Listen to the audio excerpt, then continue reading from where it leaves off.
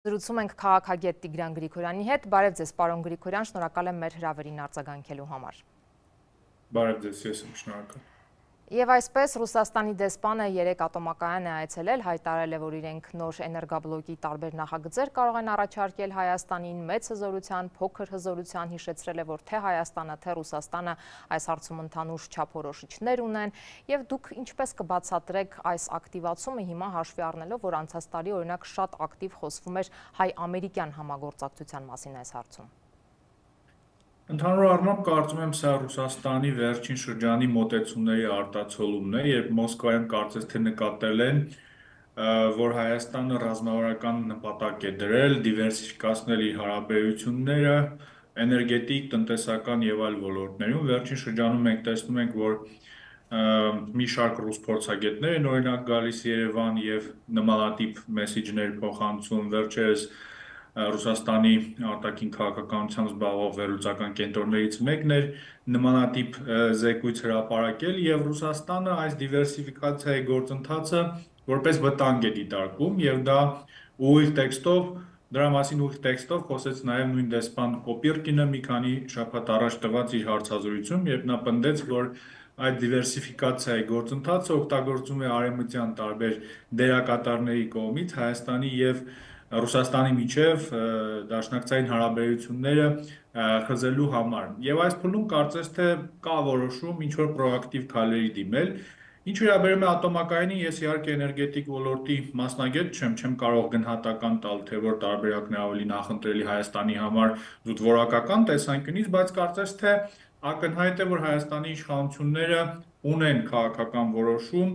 ինչ որ այլընտրանք գտնել ռուսական տարբերակին եւ գաղտնիք չէ որ վերջին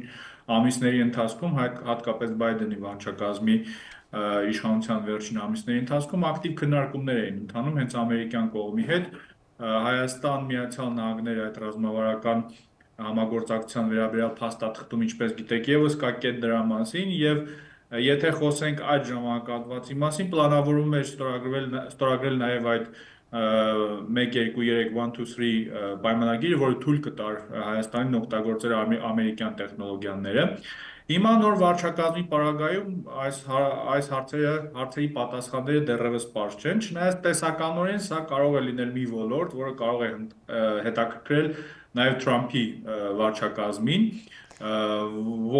որը կարող է առաջ տանել այս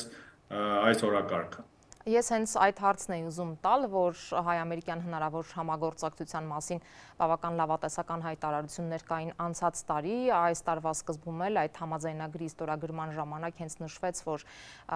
բանակցություններ են սկսվում այդ միջուկային էներգիայի խաղաղ նպատակներով օգտագործման հարցում համագործակցության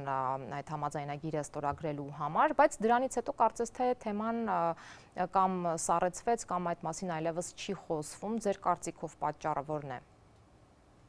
Դժվար է ասել արդյոք սառեցվել է թե ոչ, այս փուլում կարծես թե Միացյալ Նահանգները դեռևս կենտրոնացած են այլ խնդիրների վրա եւ Հայաստանի պարագայում մենք տեսնում ենք Հայաստանի հետ հարաբերությունների պարագայում մենք տեսնում ենք միայն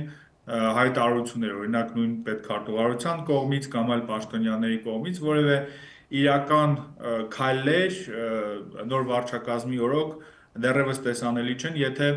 Բայդենի վարչակազմի վերջին 2 տարվա ընթացքում այդ կապերը շատ ինտենսիվ էին դարձել եւ գրեթե ամեն շաբաթ ինչ որ ամերիկյան պատվիրակություն էր գալիս Հայաստան, ապա այս փուլում մենք դեռևս այդպիսի զարգացումներ չենք տեսնում եւ ընդհանուր առմամբ եթե նույնիսկ այս թեման չվերցնենք, այլ ընդհանուր հայ-ամերիկյան հարաբերությունները կամ Միացյալ Նահանգների ներգրավվածությունը Հարավային Կովկասում դեռևս պարզ չէ թե ինչ աստիճանի է լինելու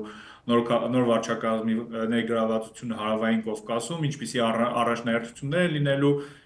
երևի գիտեք, մի քանի օր առաջ Թրամփի հատուկ բանագնաց Ուիտկոֆը հայտարարել է, որ Հայաստանն ու Ադրբեջանը կարող են դառնալ այդ Աբրահամյան համաձայնագրերի մաս, այսինքն դեռևս ամեն ինչ քննարկումների փուլում են եւ որևէ կոնկրետ բան դժվար է ասել, բայց ինչպես նշեցի արդեն, կարծում եմ այս միջուկային թեման այն պոտենցիալ թեմաներից մեկն է, որը կարող է հետաքրքրել հենց Թրամփի վարչակազմին, որոնք ավելի շատ կենտրոնանում են այսպիսի պրակտիկ գործարքային տրանզակցիոն բնույթ ունեցող հարցերի վրա, այլ ոչ թե ինչ որ արժեքային խնդիրների վրա։ Արդյոք նոր ատոմակայանի հարցի վերջո կարող է դառնալ այդ աշխարհքաղաքական ընտրության ցուցիչը, հավանաբար մյուս տարի, քանի որ նաև կարծես թե այդ շրջանակներն են ժամանակային հնչում։ Դες կարծում եմ, որ հայտարարված դիվերսիֆիկացիայի գործընթացի շատ կարևոր մաս է հանդիսանում դա, որովհետև գաղտնիք չէ, որ էներգետիկ կախվածությունը Ռուսաստանից բավականին մեծ է եւ եթե հաշվի առնենք նաեւ վերջին տարվա գործընթացները, այսինքն նույն Բրյուսելի հանդիպումը, որի նպատակը կարծես թե Հայաստանի կողմից տնային աշխատանքի կատարումն է այս հարցերում էներգետիկ եւ տնտեսական կախվածության հարցում Ռուսաստանից նվազեցումը կախվածության, ապա կարծում եմ այո, եթե Հայաստանի իշխանությունները որոշում կայացնեն, որ ատոմակայանը ոչ ռուսական ատոմակայան է լինելու, այսինքն այլընտրանք գտնեն ռուսական տարբերակին, սա շատ կարևոր քայլ է լինելու այս գործընթացում։ Եվ պատճառը նաև այդ է, թե ինչու ռուսները այսքան մտահոգված եւ ակտիվ են այս հարցերով, բայց ոչ միայն այս հարցերով, նմանատիպ ակտիվություն նկատվում է նաև տնտեսական հարցերով, օրինակ, կամ ԵԱՏՄ-ի հետ կապված հարցերով, երբ կրկին հղվում է այն ուղերձը, որ ԵԱՏՄ-ից դուրս գալը, օրինակ, կործանարար կարող է լինել Հայաստանի համար։ Եղավ, շատ շնորհակալ եմ զրույցի համար, հիշեցնեմ զրուցում ենք քաղաքագետ Տիգրան Գրիգորյանի հետ։